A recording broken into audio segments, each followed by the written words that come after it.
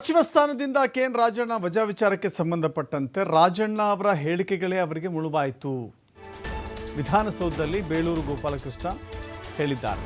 ಅವರ ಹೇಳಿಕೆಗಳೇ ಅವರ ಹಾದಿಗೆ ಮುಳುವಾಗಿದೆ ಅನ್ನೋದನ್ನು ಒಪ್ಪಿಕೊಂಡಿದ್ದಾರೆ. ಕೇಂದ್ರ ನಾಯಕರು ತೀರ್ಮಾನ ಮಾಡಿದ್ದಾರೆ, ಪಿತೂರಿ ಮಾಡಿಲ್ಲ. ಪಿತೂರಿ ಕೇವಲ ಬಿಜೆಪಿಯವರ ಆರೋಪ ಅಷ್ಟೇ. ಯತ್ನಾಳ್ ವಿರುದ್ಧ ಬಿಜೆಪಿಯವರು ಪಿತೂರಿ ಮಾಡಿದ್ರ? ವಿಜಯೇಂದ್ರ, ಯಡಿಯೂರಪ್ಪ, ಯತ್ನಾಳು ಉಚ್ಚಾಟನೆ ಮಾಡಲಿಲ್ವಾ? ರಾಜಣ್ಣ ಒಳ್ಳೆಯವರೇ ಇತ್ತೀಚೆಗೆ ಅವರ ಹೇಳಿಕೆಗಳ ಗೊಂದಲ ಆಗಿತ್ತು. ಕಾಂಗ್ರೆಸ್ನಲ್ಲಿ ಸಾಮಾಜಿಕ ನ್ಯಾಯ ಇದೆ ಅಂತ ಹೇಳಿ ಬೇಳೂರು ಗೋಪಾಲಕೃಷ್ಣ ಹೇಳಿದ್ದಾರೆ. ನೀವು ಸಚಿವಾಕಾಂಕ್ಷಿನ ಅಂತ ಕೇಳಿದ್ರೆ ಅದಕ್ಕೆ ಉತ್ತರವನ್ನು ಕೊಟ್ಟಿಲ್ಲ, ಆಮೇಲೆ ಮಾತನಾಡ್ತೇನೆ ಅಂತ ಹೇಳಿ ಜಾರಿಕೊಂಡಿದ್ದಾರೆ.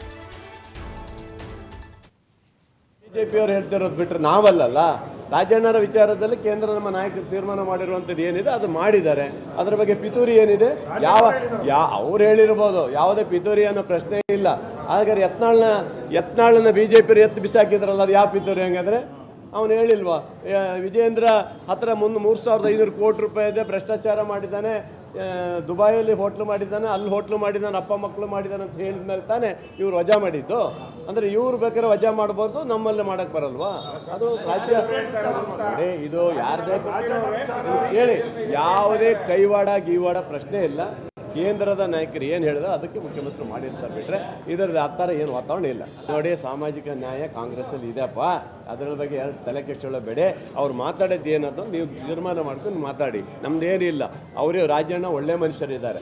ಅವರ ಇತ್ತೀಚಿನ ಅವರ ವರದಿಗಳು ಒಂದಿಷ್ಟು ಎಫೆಕ್ಟ್ ಆಗಿದ್ದು ಬಿಟ್ರೆ ಬೇರೆ ಏನಿಲ್ಲ. ಅದರಿಂದ ಆಗಿರ್ತ ಬಿಟ್ರೆ ಪಕ್ಷದಿಂದ ಯಾವ ಮುಖಂಡರು ಮಾಡಿದ್ದ ಓಕೆನಾ? ಅದೆಲ್ಲ ಬಿಜೆಪಿಯವ್ರು ಹೇಳ್ತಿರೋದು ಬಿಟ್ರೆ ನಾವಲ್ಲ.